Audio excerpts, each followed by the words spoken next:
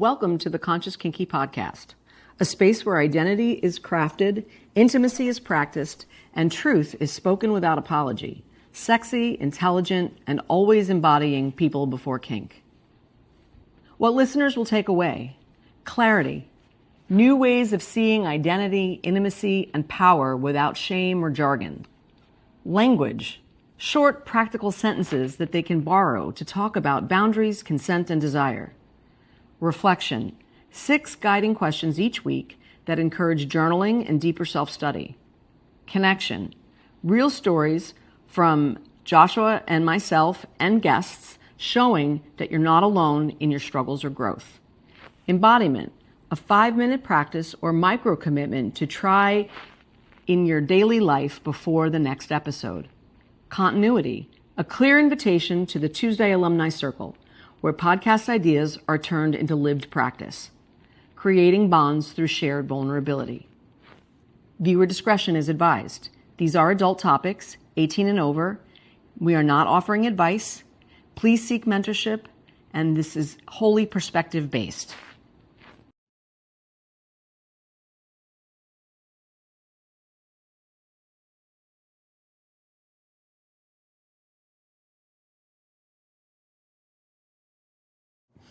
Hi everyone, welcome back to episode 2, Truth and Origin Stories. My name is Joshua. So many of us spend years telling polished versions of our stories, versions built to make other people comfortable. But truth doesn't always sound pretty. Sometimes it's raw, sometimes it's short, it's liberating, for sure. And this week we're exploring clean reveals, how to say what's real without performance. When we learn to strip away explanation and apology, we make space for authenticity. Our goal this week is to find the sentence beneath the story, the one line that's been waiting to be spoken. Welcome back to the Conscious Kinky podcast. I'm Kat. And I'm Joshua, yet again. Clearly I missed my cue.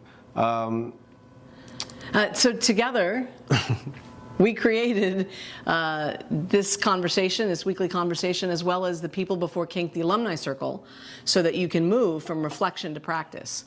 We're keeping it simple, 6 questions, 2 rounds, with 1 truth to live. So the intention behind Clean Reveals is saying it plainly. I do want to drop a reminder. Give yourself about 3 minutes per question as you come across them. Pause the video. Give yourself about 3 minutes, and then a day later, come back and revisit the questions and see what's expanded, what's shifted.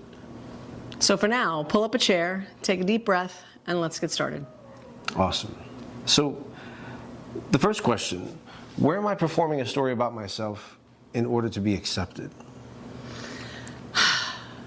For me, when I stay at events, we do events here and we do events late, and I don't sleep late anymore. I don't stay up late anymore. And when I stay longer than I really want to, because I'm afraid that people are going to think less of me if I leave. So I'm thankful that you work on that, because that's part of what we do. Is you'll tell me you've hit a wall. Yeah.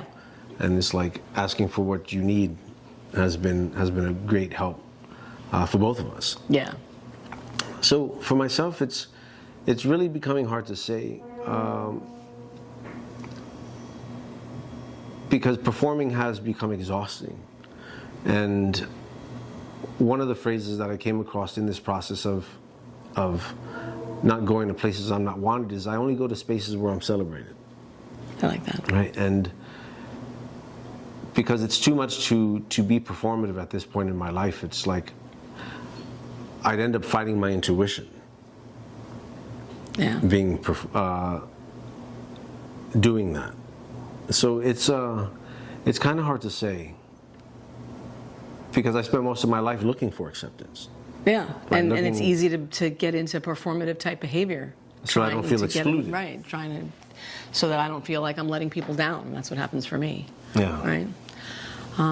So that was the first question. The second question is, what is one belief I adopted that isn't actually mine? And this question blew me away when I came to the answer. My dad was self-employed for a good part of his life, and he used to say, when you're self-employed, you only have to work half a day. It doesn't matter what half it is, right? Referring to the 12 hours that are half a day. And I really did adopt this belief that said that when you're self-employed, the expectation is that you should work all the time. Like self-employed people work all the time. That's what they do. For myself, it's no one wants me. And this goes back to the 13-year-old birthday party I had, or whenever it was, however, where no one showed up. And it was, I carried that with me for 30 years. It's been one of the hardest things to unlearn, but I've carried it with me. Yeah. And you're so not that person now. It's easy to see from the outside. You know, that's one of the things about these questions is the difference between how do people see us on the outside and how do we really feel about ourselves on the inside, right? Yeah. Yeah. So let's jump to question 3. What am I ready to say plainly this week? One, this fly's got to go away. I'm ready to say plainly that I need more rest and downtime than I currently take. That's my plain say of that fact. Okay, okay. For myself, I am worth my asks. So, and that's saying it plainly to myself. Yeah. Right, saying that whenever the fear of rejection comes up and I'm afraid of asking for something, like the equation I've used for a lot of my life is I can't be rejected if I don't ask. Right, so I skirted rejection that way, and what I've noticed is that it's kept me from personal growth. It's kept me from achieving goals and dreams of mine because I don't want to be turned away. Because life has told me in its own ways, and those are the stories I've carried forward with me, is that I'm not wanted. So that I'm worth my asks is what I want to say plainly to myself whenever I hit that wall of fear. Yeah. Thank you. All right, so here's a reflection checkpoint, right? Pause for a moment. Notice which of these questions felt easier and which ones made your stomach tighten just a little bit, because that's usually where the truth is hiding. If you reduced each answer to 5 words, what survives? That's your clean reveal beginning to take shape, right? It's like, we do this a lot. We sit and we talk, and it's like I try to boil things down to the lowest common denominator, like the least amount of words. Well, like you just did with the one, like I'm worth my asks. I think that was exactly 5 words. Yeah. You got that right down to 5 words. Yeah. So consider that. Yeah. Consider that. So now this is the part where we come out of our first breakout rooms and we move into a larger breakout room, either led by myself, Kat, or some of our other co-facilitators like Lace, which is going to be on one of our episodes very soon, and Master Hurricane. We have a few other people lined up, ready to go, but this is where we'd be moving into those larger breakout rooms. So question number 4, craft your 1-sentence reveal. Exact words and no backstory. I need to take more time for myself to rest. That is the whole story. So when I sat with this question, it came into 2 parts. It was like, I deserve a great life. And when I say I deserve a great life, it's like there was a point in my life where life just wasn't great. I wasn't showing up how I wanted to. I was not the person that I wanted to be, and life was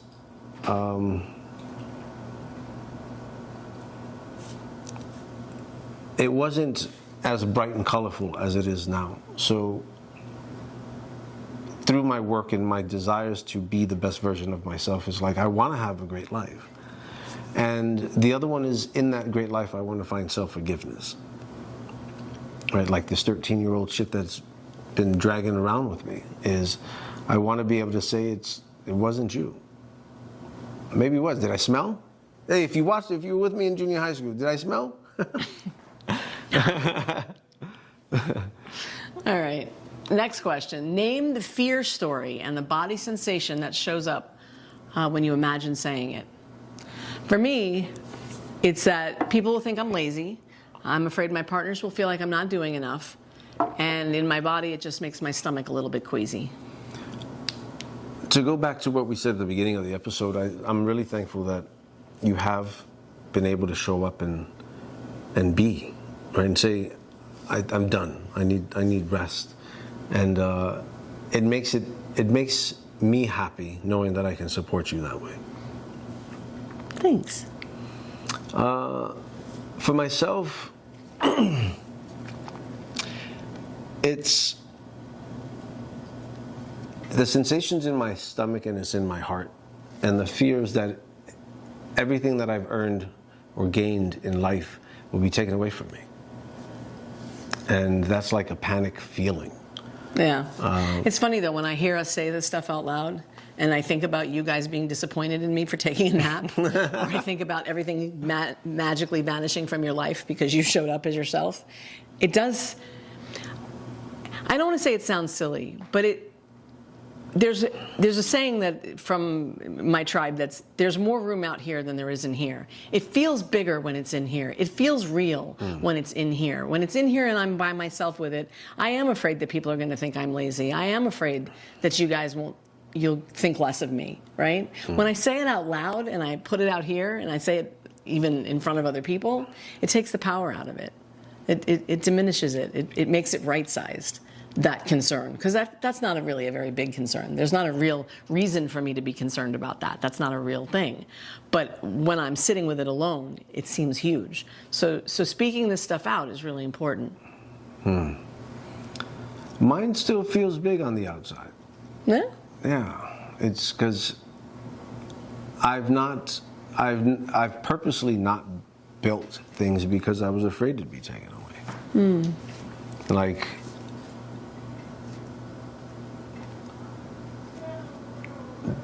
shit that I've just wanted to pursue or build for myself. It's like I've not, up until this point in my life, I haven't done that. So it's like, look at what I've done. You're starting. I'm watching. Yeah. I see you. Question 6. Design a low-stakes test for this reveal. Who, where, when, and how in 5 minutes or less. Listen, I just need to allow myself to take a rest when I need to and trust the permission I've already been given, as you've already expressed. You've been more than willing to accommodate me. You've been more than willing to say yes anytime I say I need a nap. All I need to do is step into it and do it.